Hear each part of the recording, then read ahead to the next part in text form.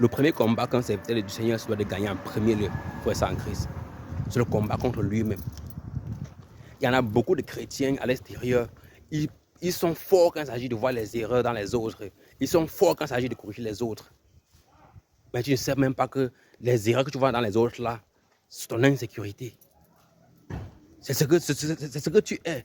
Et quand tu vois ça en les autres, ça t'énerve.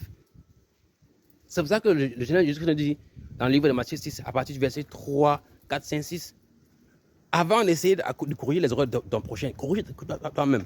Il est important que chaque jour qu'on se lève, qu'on prie, on dit Seigneur, pardon, révèle à moi ce que j'ai fait de mal qui ne te plaît pas. Révèle à moi mes iniquités.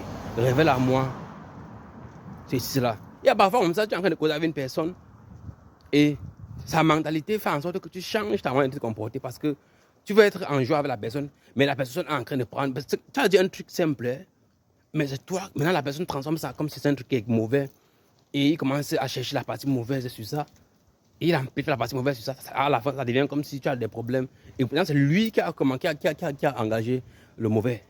Toi, tu voulais juste causer avec lui dans la joie et partager, avoir un bon moment avec lui. Mais il a fallu que son esprit trouve quelque chose qui est mauvais dans ça. Et c'est pas son esprit, c'est l'esprit qui vient en lui. Alors, si on apprend à prier contre les esprits que le malin a mis en nous pour nous détruire nous-mêmes, détruire notre vie et détruire notre entourage, détruire cela que Dieu a pour nous. Si on n'apprend pas à faire ça, vous croyez que ce sont les autres qu'on va pouvoir changer? Vous croyez que ce sont les autres qu'on va pouvoir aider? Quand on vous manque parfois, c'est le combat le plus difficile, le combat contre soi-même. Quand tu gagnes le combat, là, tu as gagné le monde. Jésus-Christ, ouais, son nom est ici au-dessus de tous les noms aujourd'hui. Son nom est élevé au-dessus de tous les noms aujourd'hui. Parce que le combat contre lui-même a été gagné. Le malin n'a pas pu le séparer avec le Père Céleste. Alors quand il y en a des personnes que le Seigneur a envoyées dans ta vie pour que tu travailles avec eux, il y en a des personnes que le Seigneur a mis dans ton entourage pour que tu travailles avec eux. Si le malin parvient à te séparer de ces personnes-là, le malin contrôle ta destinée. Mais quand il y a un petit problème, tout le monde est fâché, ou tout le monde a tort, tout le monde, c'est celui qui a tort.